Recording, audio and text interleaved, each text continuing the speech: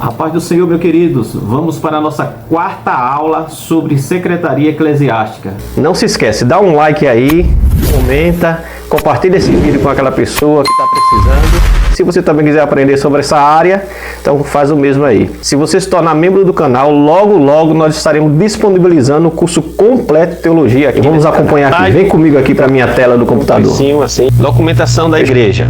Autorização de entrada na sede. Documento que autoriza o membro a se dirigir à igreja sede para tratar de assuntos pertinentes a ele, que pode ser uma carta ou um cartão. Como é que funciona isso? É o seguinte, isso aqui só funciona para igrejas que têm muitas congregações. Quem tem uma não precisa, certo? Que é o seguinte, vamos supor que uma igreja tem 10 congregações e tem a sede. E aí o irmão tem coisas que está ligada à sede. Por exemplo, o registro geral do irmão vai estar na sede. Às vezes a congregação não tem nem um computador. Às vezes não tem como armazenar lá. Então está na sede. Aí o irmão quer ir lá na sede e resolver umas questões dele lá. Tem duas formas de resolver. O secretário pode ir. Não, você me dá, irmão. Diz o que aí eu resolvo. Só que nem sempre acontece assim, porque os irmãos que trabalham em secretaria não vivem da obra, eles têm o próprio serviço, têm as próprias atividades, e aí o membro tem que ir lá resolver. E aí como é que faz? Porque a pessoa vai chegar lá e dizer assim, olha, eu sou da sua igreja, eu quero entrar aqui, né? Aí você vai entrar lá dentro, aí às vezes você não sabe quem é a pessoa, você não conhece, os irmãos lá não conhecem, porque é da congregação, e aí como se identificar? Né? Como deixar aquela pessoa entrar lá dentro para acessar as partes particulares da igreja sede, se não tem uma identificação, não é isso? Então, você pode resolver isso de várias formas. Você pode fazer, esse documento seria o seguinte, você vai na sua congregação, pede ao secretário um documento que autoriza a entrada dele na sede. E aí, esse documento ele tem que ser redigido pela própria igreja, uma cartinha, né, com a logo da igreja, informando, o pastor assinando e tal, vai lá resolver. Ou também, se pode ser feito de uma forma mais moderna, por exemplo, pode ser um cartão. O irmão tem um cartão de membro, um cartão onde tem os dados dele, esse cartão precisa ter data de validade, porque senão, por exemplo, uma pessoa congregou na igreja, se batizou nas águas, pegou sua carteirinha de membro, passou ali um ano, 2, se afastou, foi para o mundo do crime, e aí ele continua com o cartãozinho, aí resolve lá na sede aprontar, e aí ele pode entrar. E aí, para não correr esse risco, e você não está deixando pessoas adentrar nas dependências particulares da igreja, pessoas estranhas, então faz-se necessário você criar esse documento, ou até um cartãozinho, onde você pode entregar, para entrar na sede tem que pegar um cartãozinho na sua congregação, e aí você controla o fluxo de pessoas e a entrada de pessoas estranhas lá na sede. Isso aqui é muito importante, vai livrar a sede de muito problema, e você não corre o risco no mundo que nós vivemos, um mundo muito perigoso, um mundo de pessoas, principalmente aqui no Brasil, né? O Brasil nem se fala de pessoas fraudulentas que podem tentar tirar proveito disso e fazer algum mal aos irmãos ou até causar algum dano financeiro à igreja. Então é importante controlar esse fluxo através desse tipo de documentação. Pode ser um documento, pode ser um cartão, aí vai depender de igreja para igreja, certo?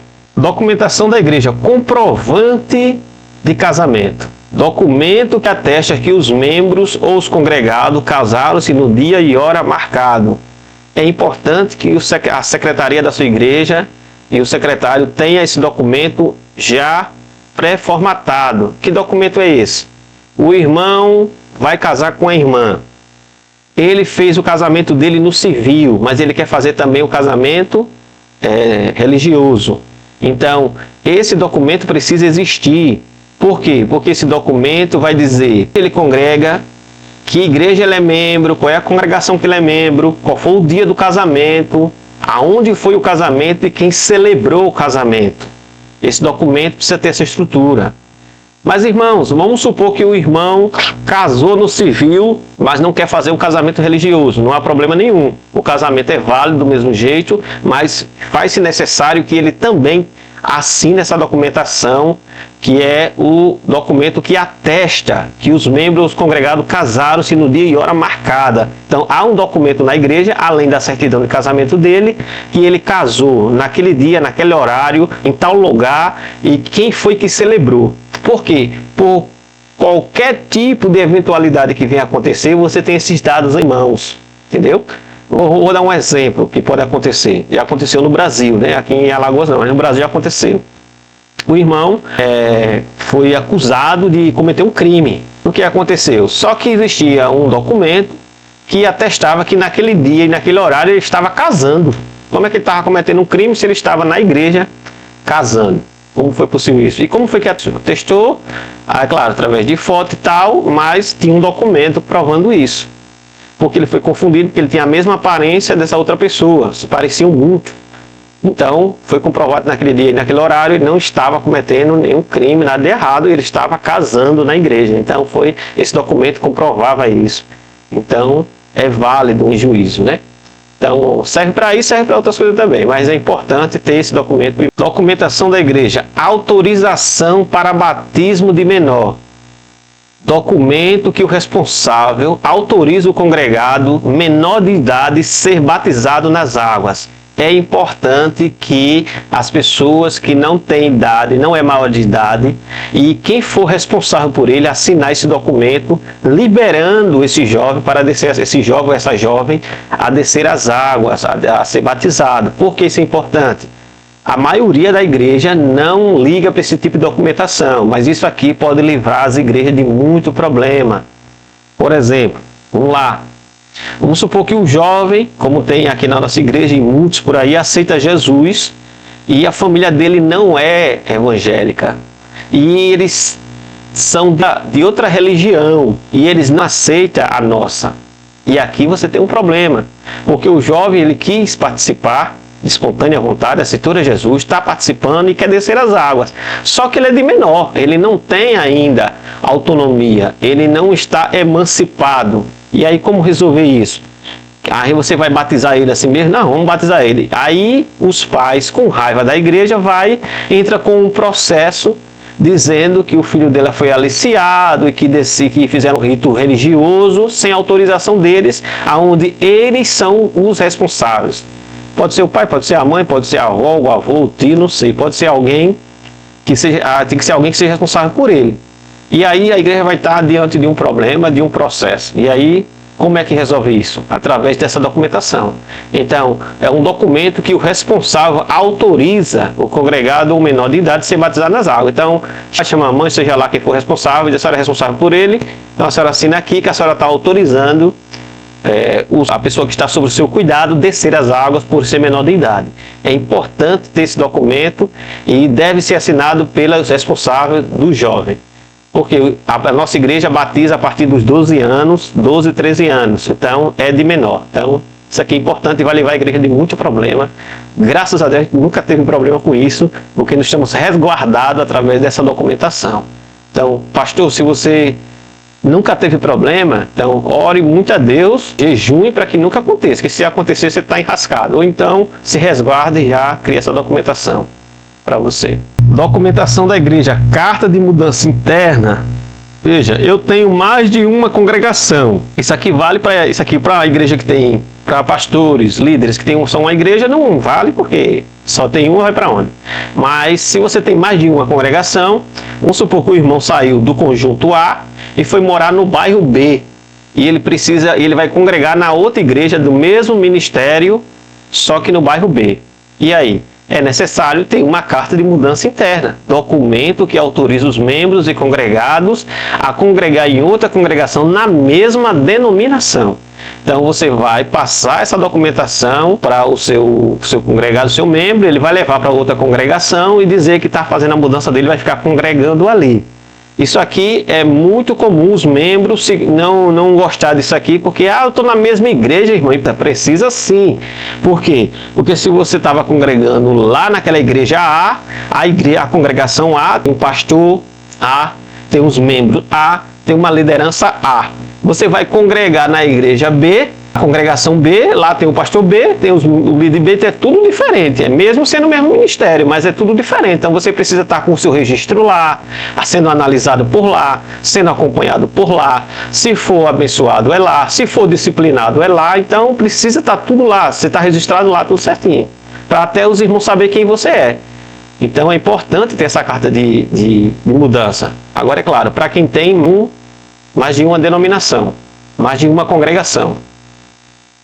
Documentação da igreja, carta de visita, documento que atesta enviar como receber os membros congregados e grupos a visitar outras congregações na mesma denominação. Isso aqui é um ponto importante. Tem pessoas que já me dizem, isso aqui não existe, professor Janzanino, isso aqui é coisa da igreja moderna, para aqui somos todos crentes. Meus irmãos, isso aí é pessoas que não leem a Bíblia que fala isso. A carta de visita, ela é bíblica. Está lá em 1 Coríntios, capítulo 16, e em 2 Coríntios, capítulo 3, do verso 2 ao 6. A carta era importante. É tão certo que lá em Coríntios, Paulo, ele usa a carta como analogia, quando ele faz a defesa do apostolado dele. Então, por exemplo, Paulo diz assim, irmão, eu sou a carta de apresentação para vocês. O que é que Paulo está dizendo? Paulo está dizendo, olha, eu não preciso de um papel para chegar diante de vocês, porque eu sou a carta. Por que Paulo está dizendo isso? Porque Paulo foi o fundador da igreja. É diferente. Paulo não está dizendo que a carta não serve para nada. Paulo não está dizendo que a carta é inútil. Paulo não está dizendo que a carta não é para ser usada. Pelo contrário, ele está usando ela como modelo, como figura da linguagem. Ele diz, eu não preciso dessa carta diante de vocês, porque eu fundei a igreja aí. Então, eu trabalhei no meio de vocês, eu me doei, eu trabalhava de dia para vocês e trabalhava de noite para me manter. Então, Paulo fala disso. Então, Paulo está falando disso. Paulo não está dizendo que ele usa a carta como modelo e ela aparece a carta. Por exemplo, quando os irmãos saíam, quando os irmãos foram enviados para Jerusalém, segundo lá o livro de Coríntios, diz que eles foram enviados com carta. E essas cartas eram a carta de apresentação, era uma carta de referência. Então os irmãos vinham, como a igreja tinha muita perseguição, para não se confundir, né, podia ser uma pessoa inimiga querendo se infiltrar, então o irmão trazia uma carta de recomendação. Então Paulo, quando enviava os seus obreiros, os seus cooperadores, ele enviava com essa carta para dizer, olha, esse irmão está vindo aqui sobre a tutela sobre a tutela e a responsabilidade de Paulo. Então chegava com esse documento. Então isso aqui era usado já na igreja nos primeiros anos da igreja, né? Eu não gosto de usar o termo igreja primitiva, né? Primitivo somos nós. A igreja no início não era nada primitiva. Então, nos primeiros anos da igreja, se usava a carta. A carta não foi criada agora, no século XX para cá, não. Ela já existia, certo? Carta de visita, carta... Agora, é claro, lá não tem definindo visita ou se de mudança. Era carta, se apresentava lá, o irmão congrega conosco e tal, e acabou-se. Então, é importante você ter essa carta. Isso vale para os conjuntos, isso vale para os irmãos que vão pregar, para os irmãos que vão cantar. Vá sempre com um documento em mão para atestar que você não é a pessoa que anda por aí de qualquer jeito, que você tem um pastor, que você tem uma congregação, que você tem uma cobertura, que você está sob a autoridade de uma pessoa. Além da autoridade de Deus, você está sob a autoridade de um humano aqui na terra. Então isso é importante ter essas cartas, né? Se você negligencia isso, você também está negligenciando a palavra de Deus, porque a carta ela é um instrumento bíblico. E está lá aí, os textos estão aí, 1 Coríntios 16, 2 Coríntios 3 ao 6 ao 2. É isso aí, meu querido. Se esse vídeo te agregou alguma coisa, te ajudou de alguma forma, então considere se tornar-se membro do canal, porque logo, como falei no início do vídeo, logo estarei disponibilizando um curso de teologia completo para aqueles que foram membros do canal. E também eu quero indicar para vocês uma obra excelente de minha autoria, que é O Problema do Mal dentro de uma perspectiva teológica. O link vai estar aí na descrição. Clica aí, vai lá no site da Amazon e compra esse material lá, que tenho certeza que vai te ajudar a entender esse tema tão complexo do mundo da teologia. Então, muito obrigado, Deus te abençoe e até a próxima aula.